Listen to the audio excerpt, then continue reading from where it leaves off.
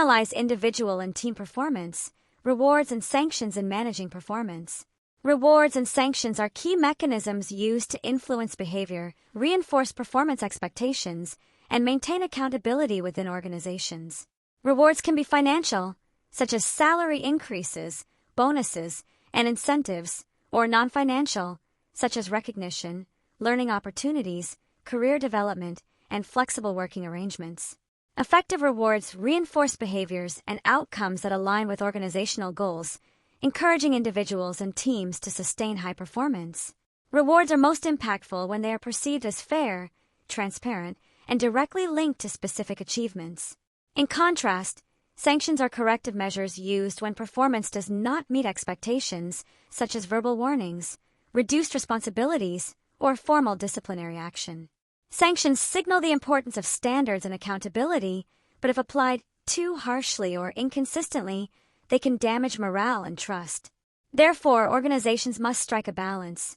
Rewards should motivate and encourage, while sanctions should guide improvement and uphold performance standards. Clear communication and consistent application ensure that both rewards and sanctions support a fair and performance-oriented culture.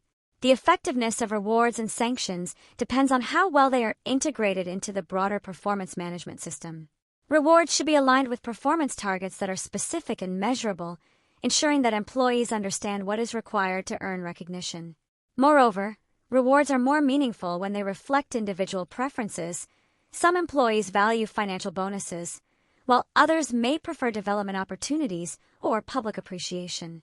This highlights the importance of personalized recognition. On the other hand, sanctions should be used as part of a progressive process that begins with feedback and coaching before more formal measures are taken. This approach emphasizes improvement rather than punishment. The goal is to correct behavior, not to create fear or disengagement. Documentation and transparency in applying sanctions are essential for fairness. Managers must demonstrate consistency to avoid perceptions of favoritism or bias. When integrated effectively, rewards encourage desired behavior and sanctions maintain discipline, collectively supporting a balanced and constructive performance environment. Rewards and sanctions also influence team dynamics, motivation, and organizational culture.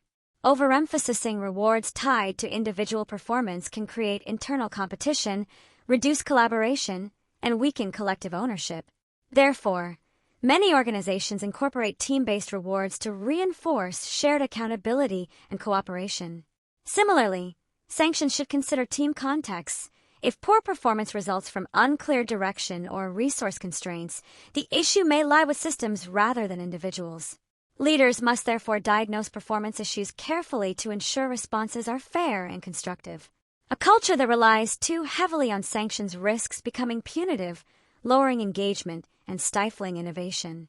Conversely, a culture that relies solely on rewards without accountability may tolerate underperformance and erode standards. The most effective approach blends both mechanisms within a supportive environment where feedback is ongoing, expectations are clear, and employees feel respected. When rewards and sanctions are balanced thoughtfully, they reinforce not only performance outcomes but also trust, motivation, and shared commitment to organizational success.